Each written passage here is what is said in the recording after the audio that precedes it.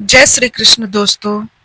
भगवत गीता के अध्याय 7 भगवत ज्ञान के बारे में आज हम चर्चा करने जा रहे हैं। श्री भगवान वाच मयि आसक्त मना पार्थ योगम युज्यन मत आश्रय असंशय समग्र माम यथा ज्ञानयसि तत् सुनो।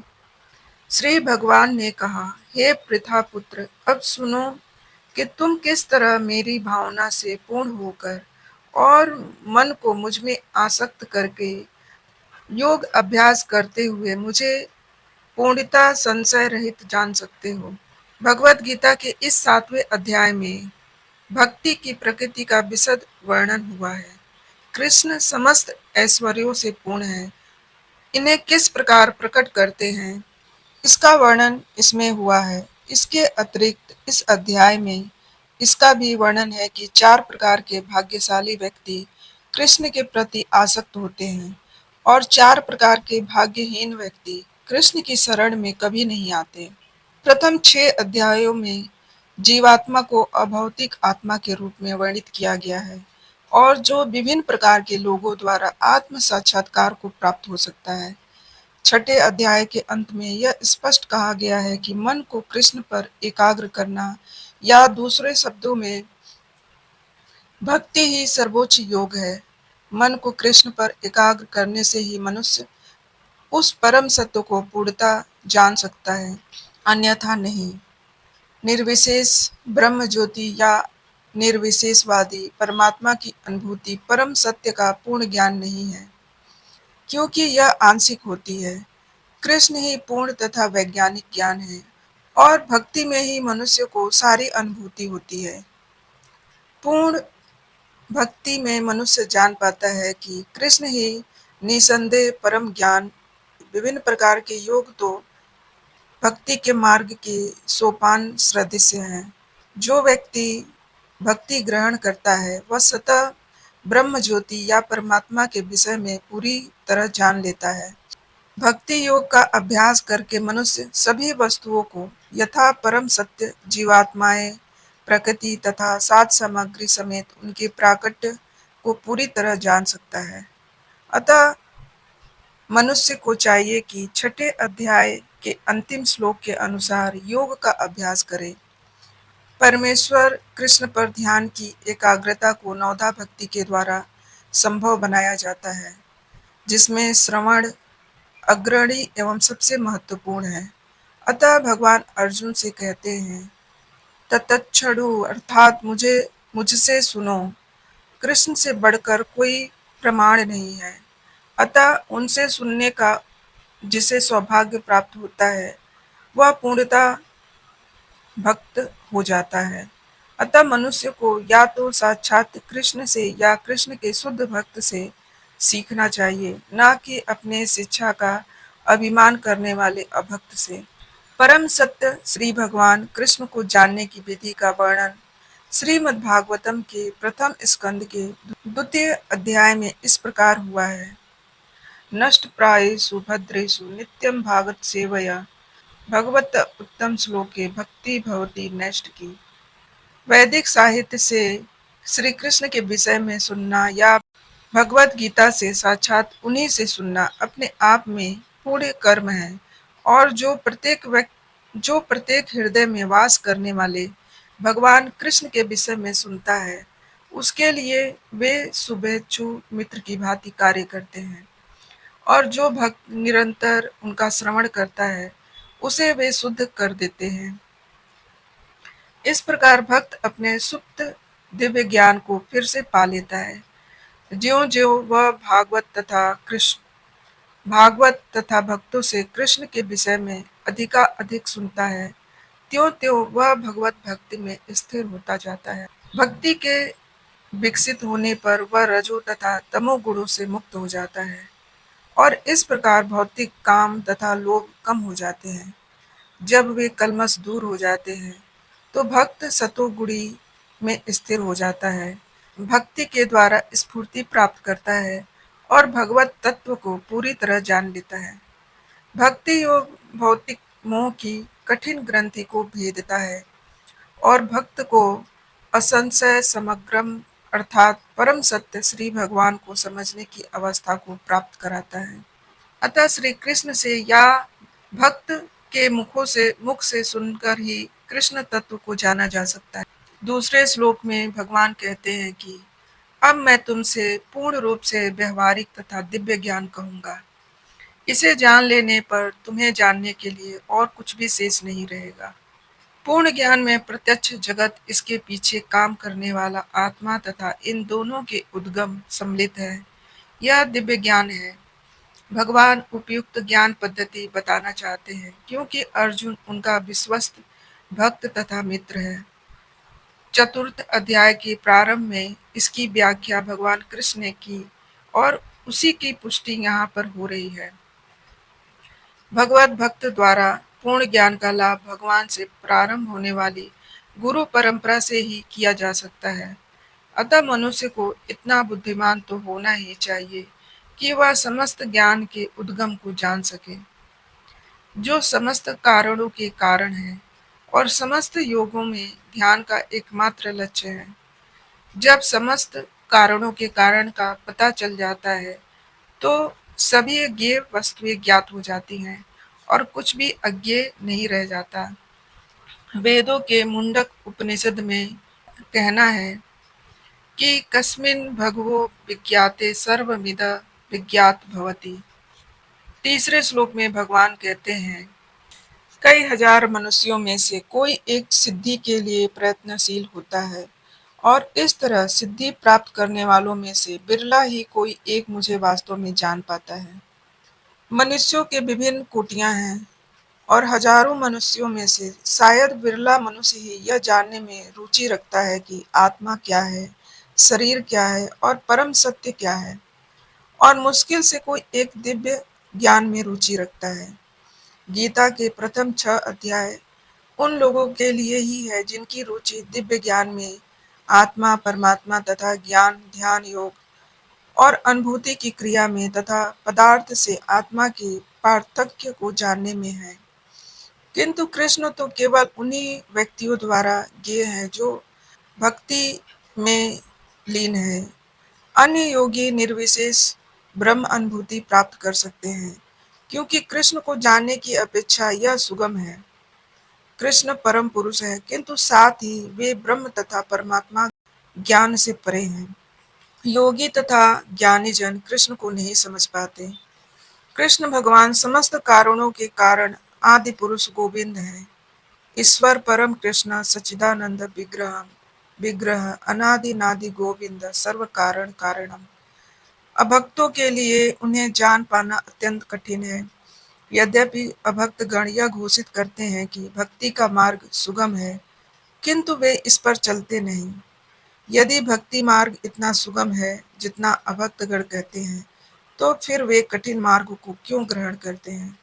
वास्तव में भक्ति मार्ग सुगम नहीं है।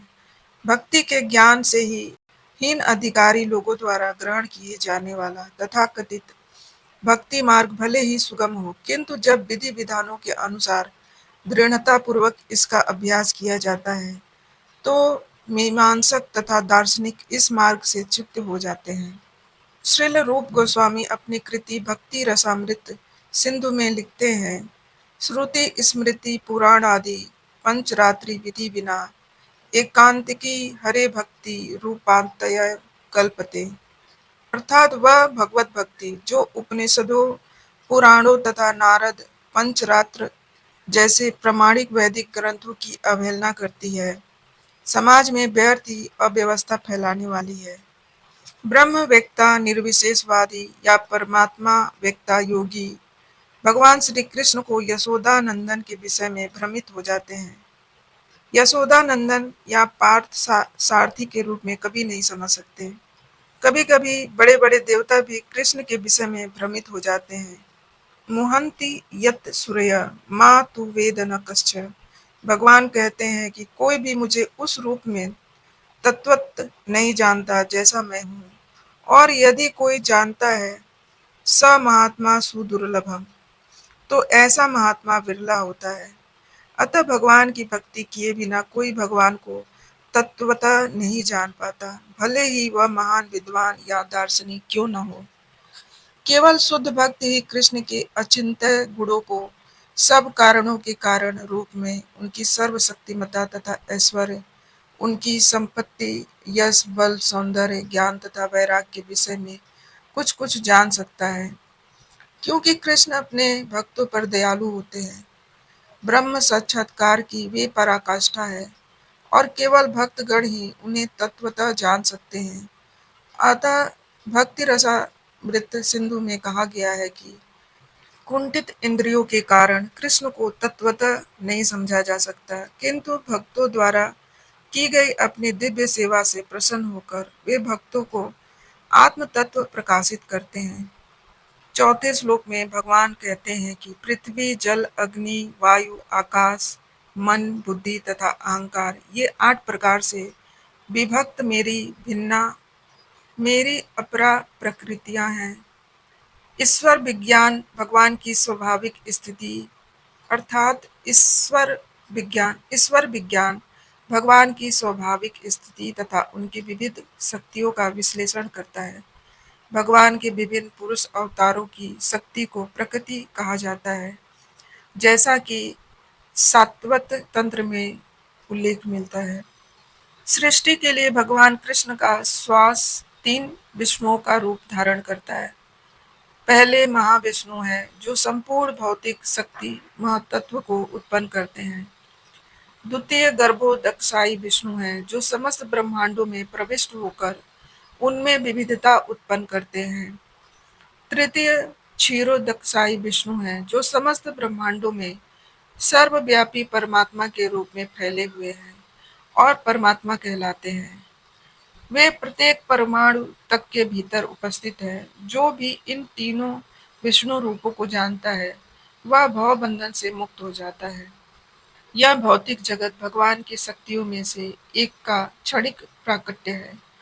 इस जगत की सारी क्रियाएं भगवान कृष्ण के इन तीनों विष्णु अंशों द्वारा निर्देशित है। यह पुरुष अवतार कहलाते हैं।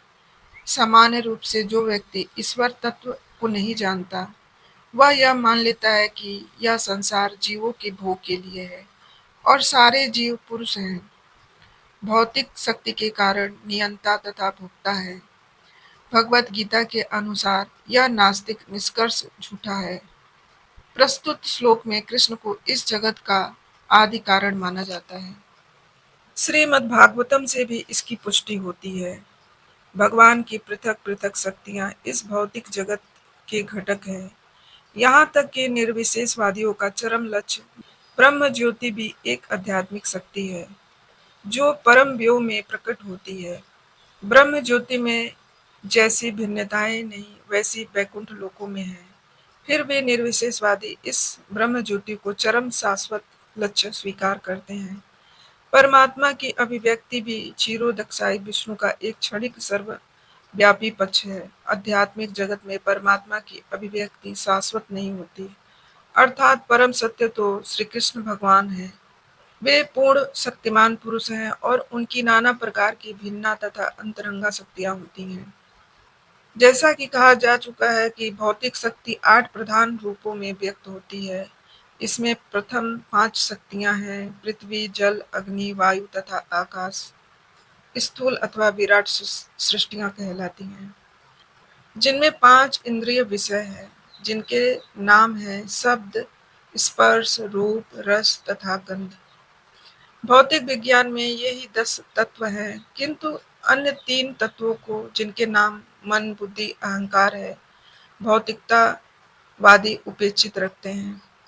दार्शनिक भी, जो मानसिक कार्यकलापों से संबंध रखते हैं, पूर्ण ज्ञानी नहीं है, क्योंकि वे परम उद्गम कृष्ण को नहीं जानते। मिथ्या अहंकार में मैं हूँ तथा मेरा है, जो कि संसार का मूल कारण है। इसमें विषय भोग की 10 इंद्रियों का समावेश है। बुद्धि महत्त्व नामक समग्र भौतिक सृष्टि की सूचक है।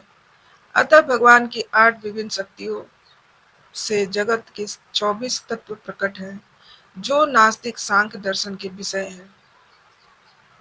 ये मूलतः कृष्ण की शक्तियों की उपशाखाएं हैं और उनसे भिन्न हैं, किंतु नास्तिक सांख्य दार्शनिक अल्प ज्ञान के कारण यह नहीं जान पाते कि कृष्ण समस्त कारणों के कारण है, जैसा कि श्रीमद् भगवत गीता में कहा गया है।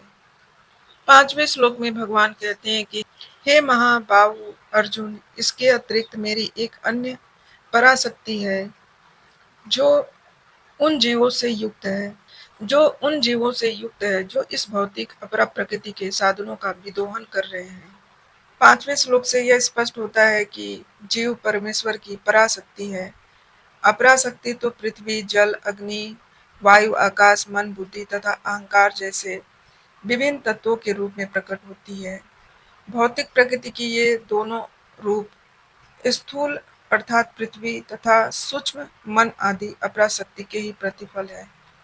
जीव जो अपने विभिन्न कार्यों के लिए अपराशक्तियों का विदोहन करता है, वह भगवान की पराशक्ति है, और यही शक्ति जिसके कारण संसार कार्यशील है। इस दृश्य जगत में कार्य करने की तब तक शक्ति नहीं आती जब तक पराशक्ति अर्थात जीव द्वारा यह गतिशील नहीं बनाया जाता है। शक्ति का नियंत्रण सदैव शक्तिमान करता है, अतः जीव सदैव भगवान द्वारा नियंत्रित होते हैं। जीवों का अपना कोई स्वतंत्र अस्तित्व नहीं होता, वे कभी भी सम शक्तिशाली नहीं, जैसा कि बुद्धिहीन व्यक्ति सोचते हैं।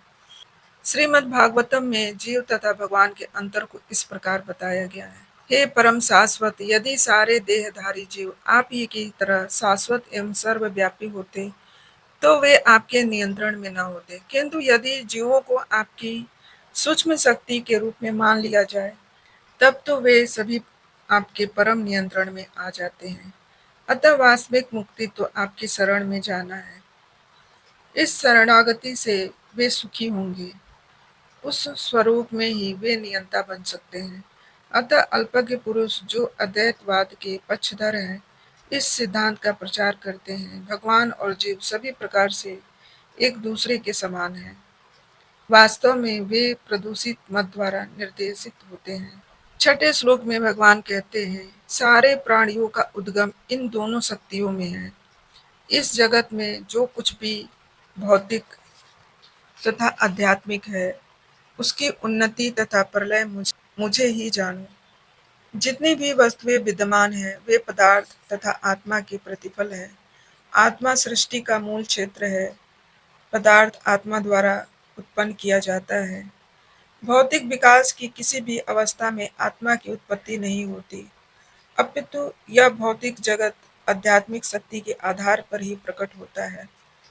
इस भौतिक शरीर का इसलिए विकास हुआ है क्योंकि इसके भीतर आत्मा उपस्थित है। एक बालक धीरे धीरे बढ़कर कुमार तथा अंत में युवा बन जाता है, और क्योंकि उसके भीतर आत्मा उपस्थित है, इसी प्रकार इस विराट ब्रह्मांड की समग्र सृष्टि का विकास परमात्मा विष्णु की उपस्थिति के कारण होता है। अतः आत्मा तथा पदार्थ मूलतः भगवान की दो शक्तियां हैं, जिनके सहयोग से विराट ब्रह्मांड प्रकट होता है। अतः भगवान ही सभी वस्तुओं के आदि कारण है। भगवान का अंश रूप जीवात्मा भले ही किसी गगनचुंबी महल या किसी महान कारखाने या किसी महानगर का निर्माता हो सकता है, किंतु वह विराट ब्रह्मांड का कारण नहीं हो सकता। इस विराट ब्रह्मांड का सृष्टा भी विराट आत्मा या परमात्मा है, और ईश्वर कृष्ण विराट तथा लघु दोनों ही आत्माओं के कारण हैं। अतः वे समस्त कारणों के कारण हैं। इसकी पुष्टि कठोर उपनिषद में हुई है। 7वें श्लोक में भगवान कहते हैं, हे धनंजय, मुझसे श्रेष्ठ कोई सत्य नहीं है। जिस प्रकार मोती धागे में गुथे रहते हैं, उसी प्रकार सब कुछ मुझ पर ही आश्रित है। परम सत्य साकार है या निराकार, इस पर सामान्य विवाद चलता है। जहाँ तक भगवत गीता का प्रश्न है, परम सत्य तो श्री भगवान श्री कृष्ण है, और इसकी पुष्टि पद पद पर होती है। इस श्लोक में विशेष रूप से बल है कि परम सत्य पुरुष रूप है। इस बात की भगवान ही परम सत्य हैं। ब्रह्म संहिता में भी पुष्टि की गई है कि ईश्वर परम कृष्ण सच्चिदानंद विग्रह परम सत्य भगवान श्री कृष्ण ही हैं जो आदि पुरुष हैं, समस्त आनंद के आगार गोविंद हैं और वे सच्चिदानंद स्वरूप हैं। ये सब प्रमाण निर्विवाद रूप से प्रमाणित करते हैं कि परम सत्य परम पुरुष हैं जो समस्त कारणों के कारण हैं। फिर उपलब्ध वैदिक मंत्र के आधार पर यह तर्क करते हैं कि फिर भी निरीश्वरवादी श्वेताश्वर उपनिषद की आधार पे तर्क करते हैं कि भौतिक जगत में ब्रह्मांड के आदि जीव ब्रह्मा को देवताओं, मनुष्यों तथा निम्न प्राणियों में सर्वश्रेष्ठ माना जाता है, किंतु ब्रह्मा के परे एक इंद्रियातीत ब्रह्म है जिसका कोई भौतिक स्वरूप नहीं होता और जो समस्त भौतिक कल्मश से रहित होता है। जो व्यक्ति उसे जान लेता है वह भी दिव्य बन जाता है, किंतु जो उसे नहीं जान पाते वे सांसारिक दुखों को भोग। निर्विशेषवादी अरूपम शब्द पर विशेष बल देते हैं, किंतु यह अरूपम शब्द निराकार नहीं है, दिव्य सच्चिदानंद स्वरूप का सूचक है, जैसा कि ब्रह्म संहिता में वर्णित है। श्वेताश्वर उपनिषद के अन्य श्लोकों से भी इसकी पुष्टि होती है कि मैं उन भगवान को जानता हूँ जो अंधकार की समस्त भौतिक अनुभूतियों से परे हैं। उनको जानने वाला ही जन्म तथा मृत्यु के बंधन का उल्लंघन कर सकता है। उस परम पुरुष के इस ज्ञान के अतिरिक्त मोक्ष का कोई अन्य साधन नहीं। उन परम पुरुष से बढ़कर कोई सत्य नहीं, क्योंकि वे श्रेष्ठतम हैं। वे सूक्ष्म से भी सूक्ष्मतर हैं और महान से भी महानतर हैं। वे मोक वृक्ष के समान स्थित हैं और दिव्य आकाश को प्रकाशित करते हैं। जिस प्रकार वृक्ष अपनी जड़ें फैलाता है, वे भी अपनी समस्त शक्तियों का प्रसार करते हैं। इन श्लोकों से निष्कर्ष निकलता है कि परम सत्य ही श्री भगवान है जो अपनी विविध परा अपरा शक्तियों के द्वारा सर्वव्यापी हैं। 8वें श्लोक में भगवान कहते हैं, हे कुंती पुत्र, मैं जल का स्वाद हूँ, सूर्य तथा चंद्रमा का प्रकाश हूँ, वैदिक मंत्रों में ओमकार हूँ, आकाश में ध्वनि हूँ तथा मनुष्य में सामर्थ्य हूँ। इससे यह सिद्ध होता है कि भगवान किस प्रकार अपनी विविध परा तथा अपरा शक्तियों द्वारा सर्वव्यापी हैं। भगवान की प्रारंभिक अनुभूति उनकी विभिन्न शक्तियों द्वारा हो सकती है और इस प्रकार उनका निराकार रूप में अनुभव होता है। जिस प्रकार सूर्य देवता एक पुरुष है और अपनी सर्वव्यापी शक्ति सूर्य प्रकाश द्वारा अनुभव किया जाता है, उसी प्रकार भगवान अपने धाम में रहते हुए अपनी सर्वव्यापी शक्तियों द्वारा अनुभव किए जाते हैं। जल का स्वाद जल का मूलभूत गुण है। कोई भी व्यक्ति समुद्र का जल नहीं पीना चाहता, क्योंकि इसमें शुद्ध जल के स्वाद के साथ साथ नमक मिला रहता है। जल के प्रति आकर्षण का कारण स्वाद की शुद्धि है और यह शुद्ध स्वाद भगवान की शक्तियों में से एक है। निर्विशेषवादी व्यक्ति जल में भगवान की उपस्थिति जल के स्वाद के कारण अनुभव करता है। सगुणवादी भगवान का गुणगान करता है, क्योंकि वे प्यास बुझाने के लिए सुस्वादु जल प्रदान करते हैं। ईश्वर को अनुभव करने की यही विधि है। व्यवहारत सगुणवाद तथा निर्विशेषवाद में कोई मतभेद नहीं है। जो ईश्वर को जानता है वह यह भी जानता है कि प्रत्येक वस्तु में एक साथ सगुण बोध तथा निर्गुण बोध निहित है। 9वें श्लोक में भगवान कहते हैं कि मैं पृथ्वी की आद सुगंध और अग्नि की ऊष्मा हूँ। मैं समस्त जीवों का जीवन तथा तपस्वियों का तप हूँ। सूर्य तथा चंद्रमा का प्रकाश भी मूलतः ब्रह्म ज्योति से निकलता है, जो भगवान का निर्विशेष प्रकाश है। प्रणव या ओमकार प्रत्येक वैदिक मंत्र के प्रारंभ में भगवान को संबोधित करने के लिए प्रयुक्त दिव्य ध्वनि है। चूंकि निर्विशेषवादी ईश्वर कृष्ण को उनके असंख्य नामों के द्वारा पुकारने से भयभीत रहते हैं, वे ओमकार का उच्चारण करते हैं, किंतु उन्हें इनकी तनिक भी अनुभूति नहीं होती। ओमकार कृष्ण का शब्द स्वरूप है। कृष्ण का क्षेत्र व्यापक है। जो इस भक्ति को जानता है वह धन्य है। जो कृष्ण को नहीं जानते वे मोहग्रस्त रहते हैं। अतः कृष्ण का ज्ञान मुक्ति और उनके प्रति अज्ञान बंधन है। 9वें श्लोक में भगवान कहते हैं कि मैं पृथ्वी की आद सुगंध और अग्नि की ऊष्मा हूँ। मैं समस्त जीवों का जीवन तथा तपस्वियों का तप हूँ। पुण्य का अर्थ है जिसमें विकार न हो। अतः आदि इस जगत में प्रत्येक वस्तु में कोई ना कोई सुगंध होती है। फूल की सुगंध या जल, पृथ्वी, अग्नि, वायु आदि की सुगंध। समस्त वस्तुओं में व्याप्त अदूषित भौतिक गंध जो आदि सुगंध है वह कृष्ण है। इस प्रकार प्रत्येक वस्तु का एक विशिष्ट स्वाद होता है और इस स्वाद को रसायनों के मिश्रण द्वारा बदला जा सकता है। अतः प्रत्येक मूल वस्तु में कोई न कोई गंध तथा स्वाद होता है। भी भावसु का अर्थ अग्नि है। अग्नि के बिना न तो फैक्ट्री चल सकती है न भोजन पक सकता है। यह अग्नि कृष्ण है। अग्नि का तेज भी कृष्ण ही है। वैदिक चिकित्सा के अनुसार कुपच का कारण पेट में अग्नि की मंदता है। अतः पाचन तक के लिए अग्नि आवश्यक है। भक्ति में हम इस बात से अवगत होते हैं कि पृथ्वी, जल, अग्नि, वायु तथा प्रत्येक सक्रिय तत्व, सारे रसायन, सारे भौतिक तत्व कृष्ण के कारण है। मनुष्य की आयु भी कृष्ण के कारण है। अतः कृष्ण की कृपा से ही मनुष्य अपने को दीर्घायु या अल्पजीवी बना सकता है। अतः भक्त प्रत्येक क्षेत्र में सक्रिय रहता है। 10वें श्लोक में भगवान कहते हैं, हे पृथा पुत्र, यह जान लो कि मैं ही समस्त जीवों का आदि बीज हूँ, बुद्धिमानों की बुद्धि तथा समस्त तेजस्वी पुरुषों का तेज हूँ। अर्थात कृष्ण समस्त पदार्थों के बीज हैं।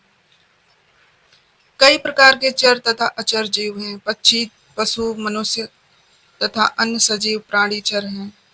पेड़ पौधे अचर हैं, वे चल नहीं सकते, केवल खड़े रहते हैं। प्रत्येक जीव 84 लाख योनियों के अंतर्गत है, जिनमें से कुछ चर हैं, कुछ अचर हैं। किंतु इन सबके जीवन के बीज स्वरूप कृष्ण हैं। जैसा कि वैदिक साहित्य में कहा गया है कि ब्रह्म या परम सत्य वह है जिससे प्रत्येक वस्तु उद्भूत है। कृष्ण परम ब्रह्म या परम ब्रह्म तो निर्विशेष है, किंतु पर ब्रह्म साकार है। निर्विशेष ब्रह्म साकार रूप में आधारित है। यह भगवत गीता में कहा गया है। अतः आदि रूप में कृष्ण समस्त वस्तुओं के उद्गम है। वे मूल है। जिस प्रकार मूल सारे वृक्ष का पालन करता है, उसी प्रकार कृष्ण मूल होने के कारण इस जगत के समस्त प्राणियों का पालन करते हैं। इसकी पुष्टि वैदिक साहित्य में कठोर उपनिषद 2:13 में हुई है। नित्यो नियत्याना चेत्न श्रेत नानाम एको बहुना यो विधि धातु कामान। वे समस्त नित्यों के नित्य हैं, वे समस्त जीवों के परम जीव हैं और वे ही समस्त जीवों का पालन करने वाले हैं। मनुष्य बुद्धि के बिना कुछ नहीं कर सकता और कृष्ण भी कहते हैं कि मैं ही समस्त बुद्धि का मूल हूँ। जब तक मनुष्य बुद्धिमान नहीं होता, वह भगवान कृष्ण को समझ नहीं सकता। 11वें श्लोक में भगवान कहते हैं, मैं बलवानों का कामनाओं तथा इच्छाओं से रहित बल हूँ। हे भरत श्रेष्ठ, मैं वह काम हूँ जो धर्म के विरुद्ध नहीं है। अर्थात बलवान पुरुष की शक्ति का दुर्बलों की रक्षा के लिए होना चाहिए, व्यक्तिगत आक्रमण के लिए नहीं। इसी प्रकार धर्म सम्मत मैथुन संतान उत्पन्न करने के लिए होना चाहिए, अन्य कार्यों के लिए नहीं। अतः माता पिता का उत्तरदायित्व है कि वे अपनी संतान को कृष्ण का भक्त बनाएं। 12वें श्लोक में भगवान कहते हैं कि तुम जान लो कि मेरी शक्ति द्वारा सारे गुण प्रकट होते हैं, चाहे वे सतोगुण हो या रजोगुण हो या तमोगुण हो। एक प्रकार से मैं सब कुछ हूँ, किंतु स्वतंत्र हूँ। मैं प्रकृति के तीनों गुणों के अधीन नहीं हूँ, अपितु वे मेरे अधीन हैं। संसार के सारे भौतिक कार्यकलाप प्रकृति के गुणों के अधीन संपन्न होते हैं। यद्यपि प्रकृति के गुण भगवान कृष्ण से उद्भूत हैं, किंतु भगवान उनके अधीन नहीं होते। जैसे कि राज्य के नियमानुसार कोई दंडित हो सकता है, किंतु यह नियम बनाने वाले राजा पर लागू नहीं होता। इसी तरह प्रकृति के सभी गुणों सतो, रजो तथा तमो गुण भगवान कृष्ण से ही उत्पन्न हैं, किंतु ये गुण कृष्ण के ऊपर लागू नहीं है, इसलिए वे निर्गुण हैं, जिसका तात्पर्य है कि वे सभी गुण उनसे उद्भूत है, किंतु वे उन्हें प्रभावित नहीं करते। ये भगवान का विशेष लक्षण है। 13वें श्लोक में भगवान कहते हैं कि तीन गुणों सतो रजो तथा तमो के द्वारा मोहग्रस्त यह संसार मुझ गुणातीत तथा अविनाशी को नहीं जानता। अर्थात सारा संसार प्रकृति के तीन गुणों से मोहित है। जो लोग इस संसार से तीन गुणों के द्वारा मोहित हैं, वे नहीं जान सकते कि भगवान श्री कृष्ण इस प्रकृति से परे हैं। प्रत्येक जीव को प्रकृति के वशीभूत होकर एक विशेष प्रकार का शक्ति मिलता है और तद अनुसार उसे एक विशेष मनोवैज्ञानिक तथा शारीरिक कार्य करना होता है। प्रकृति के तीन गुणों के अंतर्गत कार्य करने वाले मनुष्यों की चार श्रेणियां हैं। जो नितांत सतोगुणी हैं, वे ब्राह्मण। जो रजोगुणी हैं, वे क्षत्रिय। और जो रजोगुणी हैं एवं तमोगुणी हैं, वे दोनों वैश्य कहलाते हैं। तथा जो नितांत तमोगुणी हैं, वे शूद्र कहलाते हैं। जो इनसे भी नीचे हैं, वे पशु हैं। फिर ये उपाधियां स्थायी नहीं हैं। मैं ब्राह्मण, क्षत्रिय, वैश्य या कुछ भी हो सकता हूँ। जो भी हो, यह जीवन नश्वर है। यद्यपि यह जीवन नश्वर है और हम नहीं जान पाते कि अगले जीवन में हम क्या होंगे, किंतु माया के वश में रहकर हम अपने आप को देहात्म बुद्धि के द्वारा अमेरिकी, भारतीय, रूसी या ब्राह्मण, हिंदू, मुसलमान आदि कहकर सोचते हैं। और यदि हम प्रकृति के गुणों में बंध जाते हैं, तो हम उस भगवान को भूल जाते हैं जो इन गुणों के मूल में है। अतः भगवान का कहना है कि सारे जीव प्रकृति के इन गुणों द्वारा मोहित होकर यह नहीं समझ पाते कि इस संसार की पृष्ठभूमि में भगवान है। जीव कई प्रकार के हैं, यथा मनुष्य, देवता, पशु आदि, और इनमें से हर एक प्रकृति के वश में है। और यह सभी दिव्य पुरुष भगवान को भूल चुके हैं। जो रजोगुणी तथा तमोगुणी हैं, यहाँ तक कि जो सतोगुणी हैं भी हैं, वे भी परम सत्य के निर्विशेष ब्रह्म स्वरूप से आगे नहीं बढ़ पाते। वे सब भगवान के साक्षात स्वरूप के समझ सब भ्रमित हो जाते हैं, जिनमें सारा सौंदर्य, ऐश्वर्य, ज्ञान, बल, यश तथा त्याग भरा है।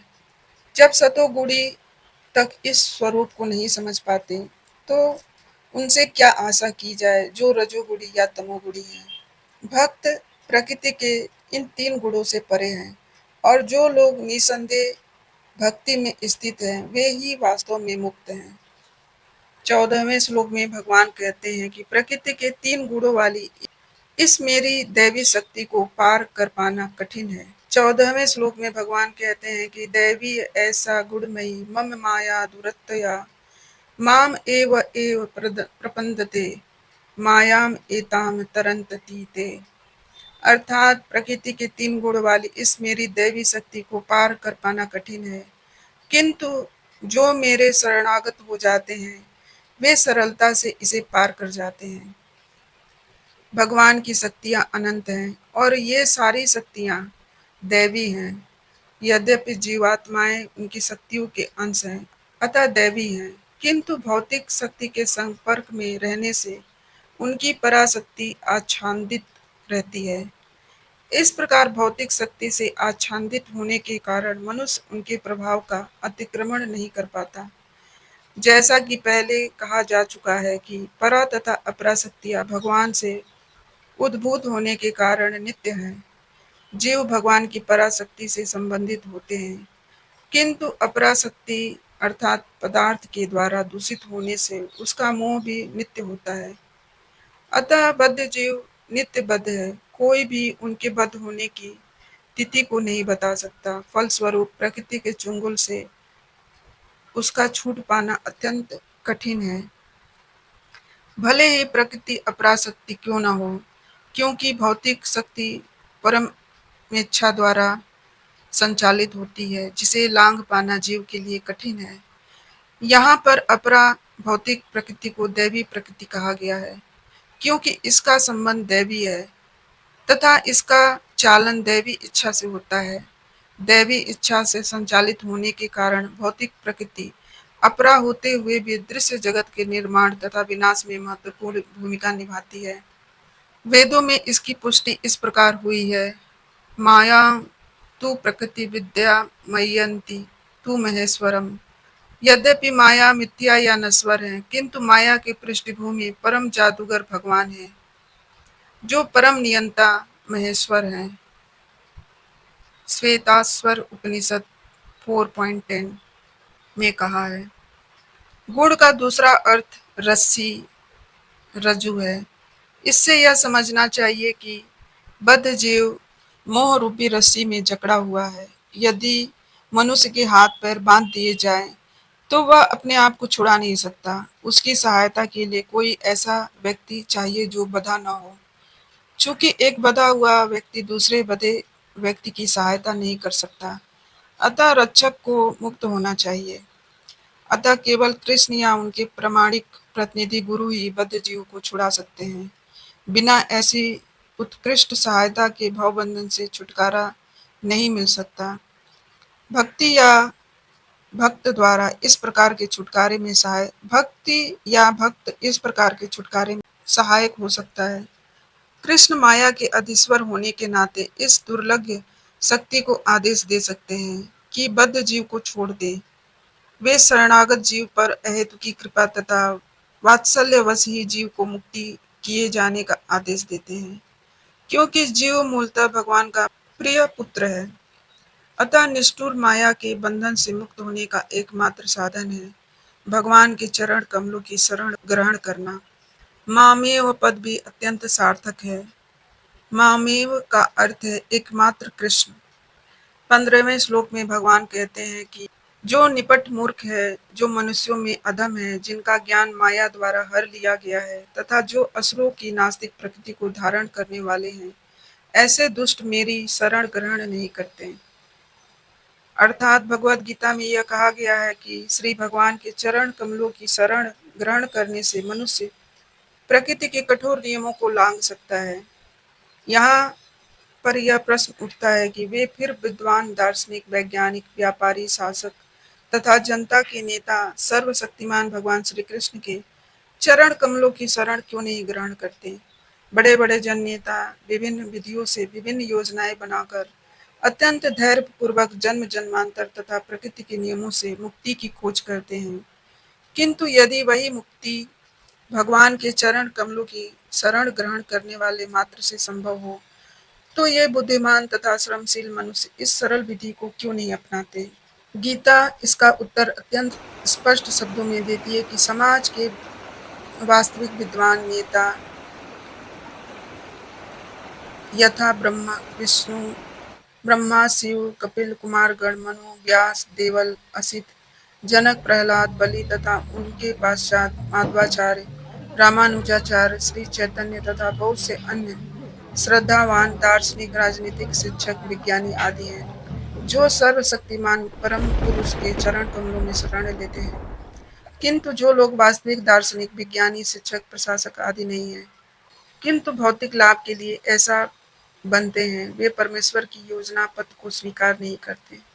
उन्हें ईश्वर का कोई ज्ञान नहीं होता। वे अपनी सांसारिक योजनाएं बनाते हैं और संसार की समस्याओं को हल करने के अपने व्यर्थ प्रयासों के द्वारा स्थिति को और जटिल बना देते हैं। किंतु भौतिक शक्ति इतनी बलवती है कि इसलिए वे नास्तिकों की अवैध योजनाओं का प्रतिरोध करती है और योजना आयोगों को ज्ञान को ध्वस्त कर देती है।